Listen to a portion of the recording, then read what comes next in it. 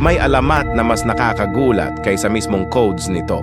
Sinasabing ang kaalamang nasa aklat na ito ay hindi nagsimula sa tao ng medieval times, kundi mula pa kay Adam, o ang unang tao sa hardin ng Eden.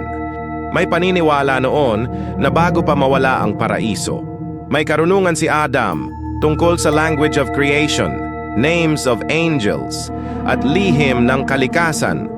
At ang ilan sa kaalamang iyon ay naipasa sa mga susunod na henerasyon. Kung totoo, ibig sabihin ang Book of Soyga ay hindi lang lumang aklat, mas matanda pa sa civilization. Kaya siguro puno ito ng codes, tables at pangalang hindi maintindihan ngayon. Dahil baka ang binabasa natin ay bakas ng mundong nawala na. At kung galing nga ito kay Adam, ano pa kayang alam ng unang tao na matagal nang nakalimutan ng mundo?